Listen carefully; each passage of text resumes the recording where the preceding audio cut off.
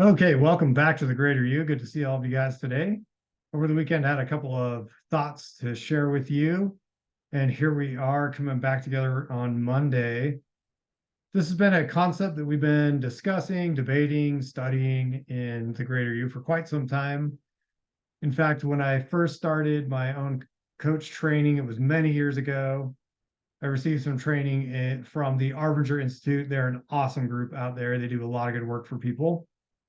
And they talk about the two ways of being. I dug into the history behind that, looked in some of the philosophies over the years. We've talked about this concept from different angles on some of these videos even already, but we had a lurch forward. We had a light bulb moment in our discussions around this concept of the ways of being. And I'm going to submit a different way of thinking about this to you today. So here's what we're putting out there for you to think about and discuss and talk about. So we talk about the two ways of being. Yes, human beings are very complicated, right? We've got different facets to our personality. Our personalities are always growing, changing, evolving, so to speak, as we go through life, have more experiences, everything like that. However, when it comes to ways of being, there really just seems to be two. Even though there's all the complexities of life, there seems to be that open or closed way of being, like we talked about, right? Well, here's what dawned on us when we were discussing this recently. This concept that maybe there's some better terminology.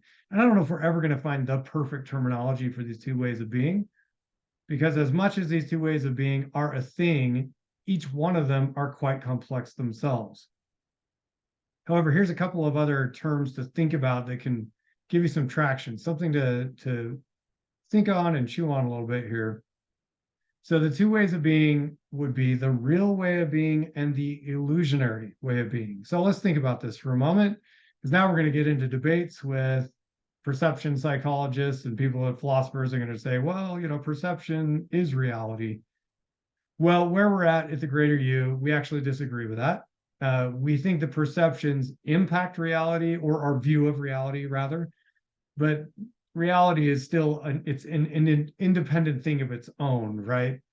So, you hear people talk about, does the tree fall in the forest? Does it make a sound? And they debate and go in circles and make all kinds of arguments.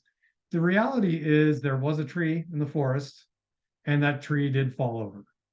So there's certain realities that are fundamentally present regardless of a person's perception. You didn't have to be there to see the tree fall, but the tree fell over at some point. I think sometimes we get caught in the minutia of debates around perception. We definitely need to pay attention to perception. It's so vital to recognize our own perceptions, that our biases, our ways of thinking, our cultural background, all of the different things do impact the way we view reality. But reality is an independent thing.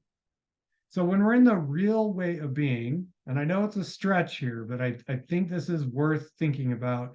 The real way of being is experienced by zooming out, and it's when we really have that open mind. We're able to see things from multiple angles, hear different people out, and understand things from as many angles as possible. Now, I think it's something to strive for. Even though there's like these two ways of being, they're probably on a continuum, and there's probably a sliding scale between these two. And the goal is to be moving towards reality and embracing reality and moving away from illusion and away from distraction and away from closedness, move from closed to open. So the two ways of being are maybe on a continuum. Consider that concept as well. So if we're striving towards being open and we're striving towards hearing people out, then we're moving and we're opening our heart and our mind towards that real way of being.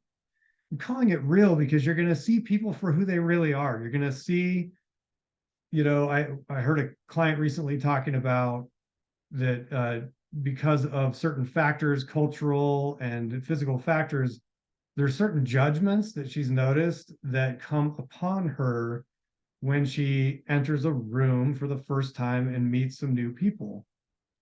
Perceptions are impacting the reality of this being a nice person that walked in the room, that would be willing to say hi, sit down and have, a nice conversation with you. but judgments occur, right? In the illusionary way of being, we're telling ourselves stories about reality that skew it and twist it. And that's what I'm calling it, illusion, right? And so we start to misperceive things. We get these blinders on, we become myopic, we become closed-minded, we become very like rigid in our thinking and our opinions. And then our illusions begin to inform our perception of reality, which then becomes a misperception, correct? Okay. So what are the solutions to this very complex yet fundamental component of the human experience? Those solutions that we'll talk about in future videos are accountability and awareness. If we're constantly striving to be aware of the storytelling that's coming into our lives, either from our own minds, the media we're consuming, whatever it is, we can be aware and be more informed in our decision making and the way that we perceive things around us. And then that accountability piece is owning it, all of it. Own all of your perceptions, and especially own your misperceptions, right? If I get something wrong, I got to own it or I can't change it, right? So accountability and awareness, we'll talk more about those. I want you to think about this idea of real versus illusionary. It's another couple of terms to think about this way of being problem that has been around since the dawn of humankind. However, we do see that when we move away from illusion and misperception and move into seeing things as they really are, people as they really are, you can see people and you can love them for who they are without judgment and without trying to necessarily change them, but just really embracing who they are. So, and of course, there's going to be limits to all models, right? But I do want you to think about this one. I think it's an important piece to puzzle on and to riddle on in your own lives. And we will talk to you and give you some more info on that accountability and awareness and other types of concepts that will help you hopefully lead a more well-rounded and life filled with well-being. So take care. Good seeing you today. Thank you so much for your time. And we'll talk to you soon. Goodbye.